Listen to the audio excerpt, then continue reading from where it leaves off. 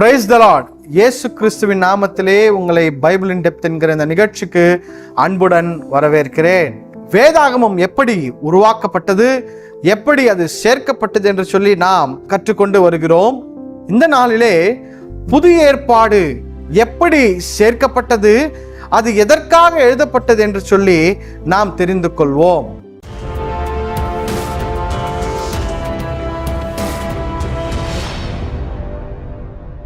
புதிய ஏற்பாடு எழுதப்பட்டது கிரேக்க மொழியில் எழுதப்பட்டது.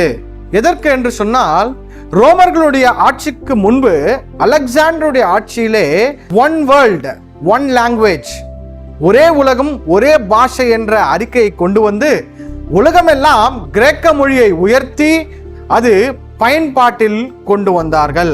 ஆகையால் புதிய ஏற்பாடு அன்றைக்கு உலகமெல்லாம் படிக்கிற கிரேக்க மொழியில் அது எழுதப்பட்டது. இந்த புதிய ஏற்பாடு சுருள்களில் தான் எழுதப்பட்டது. இது கிரேக்க பாஷையில் எழுதப்பட்டிருந்தாலும் புதிய ஏற்பாட்டை எழுதினவர்களில் லூக்காவை தவிர எல்லோரும் யூதர்கள் தான். யார் இதை எழுதினார்கள் என்று சொன்னால், இயேசு கிறிஸ்துவோடு 3.5 வருட காலம் வாழ்ந்தவர்கள், இயேசு கிறிஸ்துவோடு நெருங்கிய தொடர்புடைய மக்கள், இயேசு கிறிஸ்துவின் சீஷர்களாக இருந்து இயேசு கிறிஸ்துவினால் அப்போஸ்தலராக அனுப்பப்பட்டவர்கள் தான் இந்த புதிய ஏற்பாடை எழுதினார்கள். இந்த புதிய ஏற்பாடு எதற்காக எழுதப்பட்டது? ஏனென்று சொன்னால், இயேசு கிறிஸ்துவும் பழைய ஏற்பாட்டில் இருந்துதான் பிரசங்கம் செய்தார். பேதுருவும் பழைய ஏற்பாட்டினுடைய வசனங்களை தான் பிரசங்கம் செய்கிறார். பவுலும் பழைய ஏற்பாட்டினுடைய காரியங்கள் எடுத்துதான் அதற்கு விளக்க உரையும் அதிலிருந்து தான் அவர் எல்லா பிரசங்கங்களையும் செய்து கொண்டிருக்கிறார். இப்பொழுது இந்த புதிய ஏற்பாட்டினுடைய அவசியம் என்ன, எதற்காக இந்த புதிய ஏற்பாடு எழுதப்பட்டது என்று சொல்லி நாம் ஒரு சில குறிப்புகளை நாம் பார்ப்போம். இயேசு கிறிஸ்து வாழ்ந்த நாட்களிலே அவர் எப்படிப்பட்டவர், அவர் எப்படியெல்லாம் வாழ்ந்தார், அவர் எப்படியெல்லாம் அந்த காலங்களிலே அந்த சீஷர்களோடு இருந்தார் என்று சொல்லி அவருடைய வாழ்க்கையை விவரிக்கும்படி இந்த புதிய ஏற்பாடு எழுதப்பட்டது. இயேசு கிறிஸ்து அநேக இடங்களில் அவர் போதித்திருக்கிறார். அந்த போதனைகளை கூடவே இருந்து கேட்ட நபர்கள் இயேசு கிறிஸ்துவின் போதனைகளை உலகமெங்கும் பறைசாற்றும் விதமாக இந்த புதிய ஏற்பாட்டை அவர்கள் எழுதினார்கள். அந்த நாட்களிலே புதியதாக இயேசு கிறிஸ்துவை ஏற்றுக்கொண்ட விசுவாசிகள், ரட்சிக்கப்பட்டவர்கள் உள்ளே வருகிறார்கள். அவர்களுக்கு எல்லோருக்கும் இயேசு கிறிஸ்துவை பற்றி அறிந்து கொள்ள வேண்டும் என்ற ஆர்வமும், அது மாத்திரமல்லாமல் கிறிஸ்தவத்தினுடைய காரியங்களை குறித்து அநேகமான கேள்விகளும் அவர்களிடத்தில் இருந்த பொழுது அந்த கேள்விகளுக்கெல்லாம் பதில் சொல்லும் விதமாக இந்த புதிய ஏற்பாடு எழுதப்பட்டது. அது மாத்திரமல்ல, கிறிஸ்தவ விசுவாசத்தின் அடிப்படை அறிக்கை, உபதேசங்களுடைய சேகரிப்பு தான் புதிய ஏற்பாடு.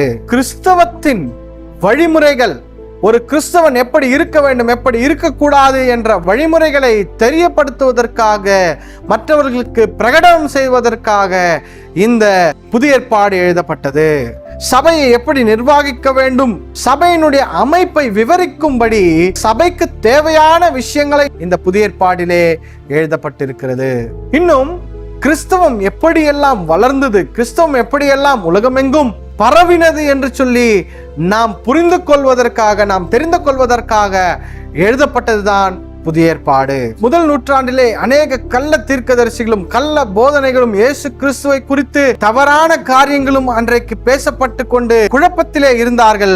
அந்த குழப்பங்களுக்கெல்லாம் பதில் சொல்லும் விதமாக, அந்த கள்ள போதனைகளுக்கு பதில் சொல்லும் விதமாக இந்த புதிய ஏற்பாடு எழுதப்பட்டது.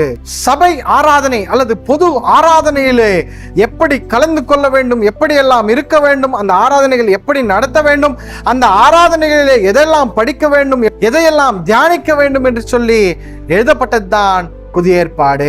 அது மாத்திரமல்ல, மிக மிக முக்கியமான ஒரு காரியம் என்னவென்று சொன்னால், இயேசு கிறிஸ்து நியாய பிரமாணத்தை நிறைவேற்றினது.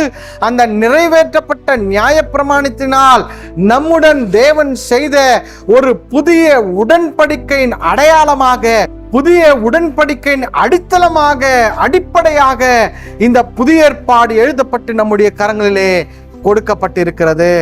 பிரியமானவர்களே, இதற்காக தான் இந்த புதிய ஏற்பாடு எழுதப்பட்டது. இன்னும் எப்படி இந்த புத்தகங்கள் எல்லாம் ஒன்றிணைக்கப்பட்டு நம்முடைய கரங்களுக்கு அது வந்து சேர்ந்தது என்று சொல்லி வருகின்ற நாட்களிலே நாம் தெரிந்து கொள்ளலாம். தேவன் உங்களை ஆசீர்வதிப்பாராக. ஆமென்.